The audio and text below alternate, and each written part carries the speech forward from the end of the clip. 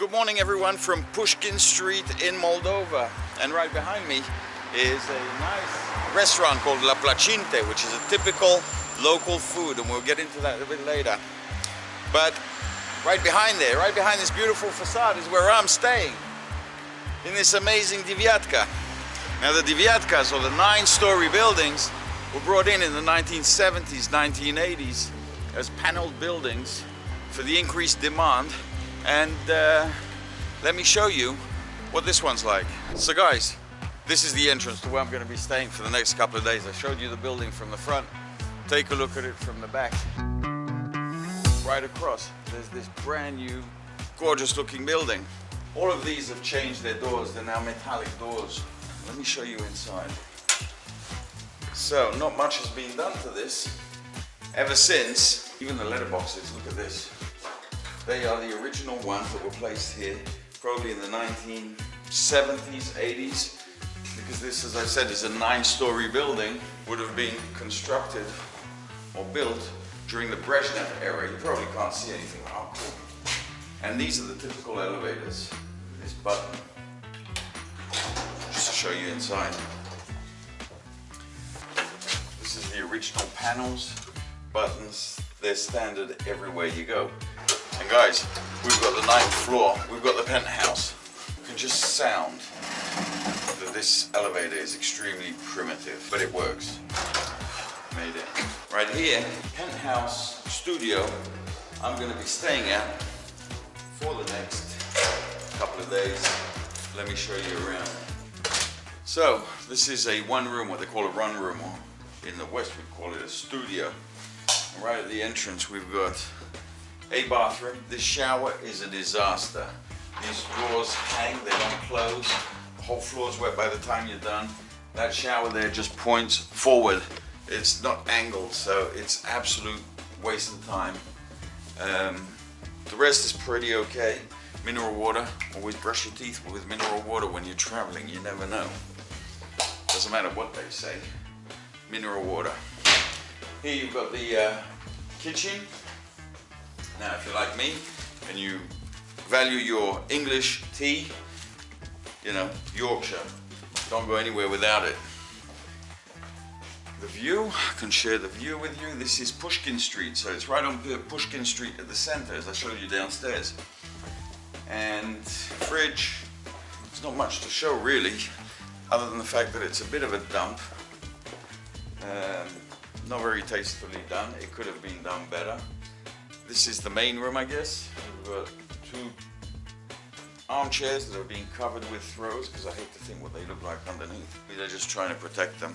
And this really horrible looking avocado bedspread that, listen guys, if you ever own an Airbnb, go neutral. Neutral, no one can complain about neutral. That can either make it or break it for your stay.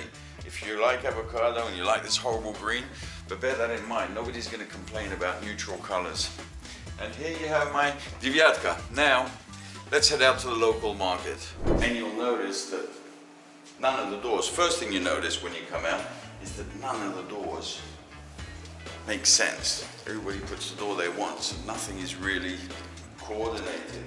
So the apartment I'm staying in, which is on Pushkin Street, Pushkin usually being the name given to many central places in the Soviet Union. I mean, if you know Pushkin Square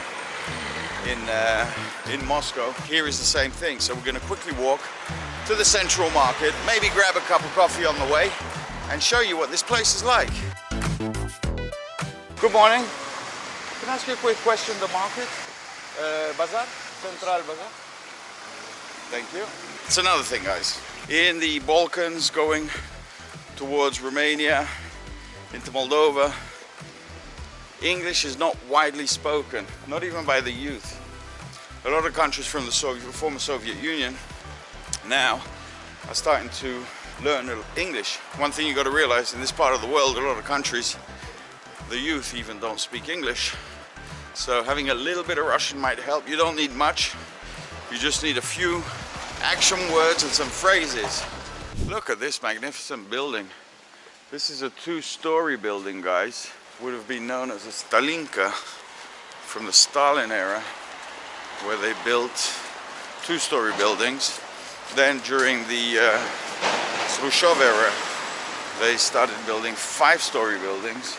They decided that anything over 5 stories would require elevators.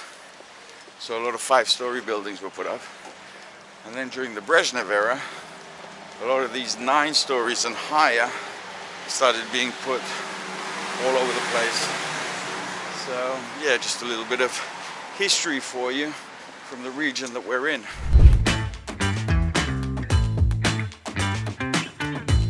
The bookseller sat in his car waiting for his clients to show up, and he's got every single book like put into a like a Ziploc bag.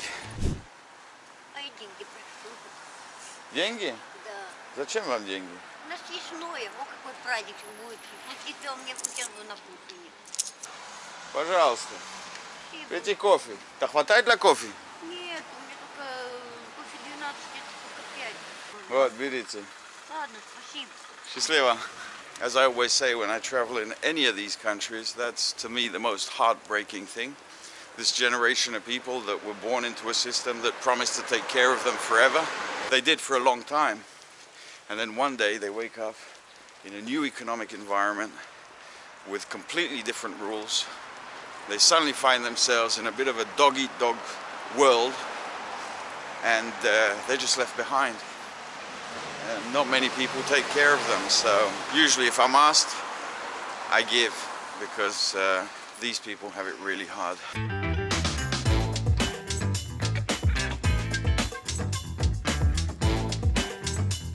Again, if you're used to crossing the street back home in England,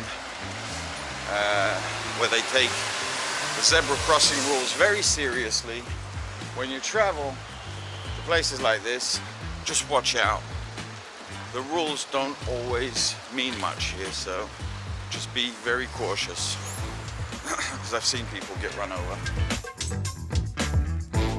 Just a 5-minute walk from Pushkin Street, not even, and we are in the central market. Feel that market energy, that market smell. Now, if you're ever in Chisinau, you want to go to Transnistria, as I did, or Pridnestrovia as they call it. This is where you'd catch the bus from, like a little, what they call Maruta, little minivan kind of thing. You could also negotiate with a private driver, which is what I did. Took us about an hour and a half, hour and 20 minutes, hour and a half to get there. And it cost me 100 Moldovan leis, which is about 5 euros. Had I taken the minibus, it would have been about half of that. And I guess this is the main entrance. Это что у вас здесь? Чебуреки? А, беляш, да? А с чем внутри? Какая мясо именно? Оба, да, смешанные. Хорошо, спасибо. So these are what you call belash, which are like donuts stuffed with fillings. She had meat once. It's a really nice market, guys. And look, this is interesting. What they have here, scales to control. So basically, if you buy a kilo of tomatoes and you want to check that you got the right amount and they didn't rip you off, they got some scales right here that you can weigh it and double check. Pretty cool. So I guess the market will be divided in sectors.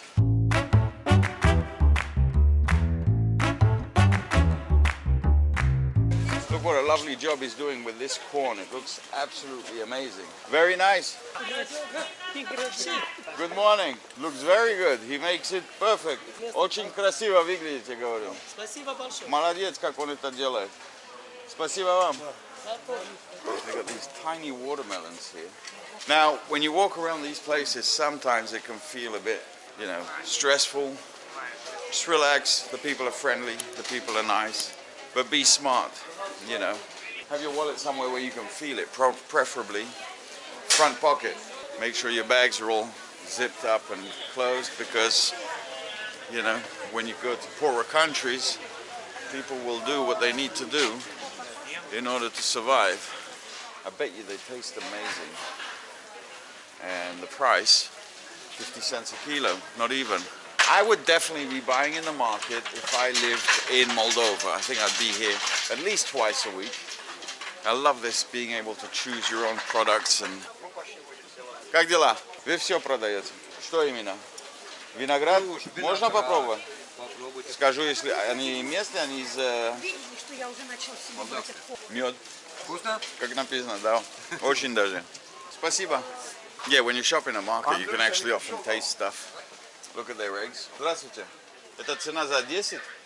So 36 for 10. Oh, look, these ladies are selling fake flowers.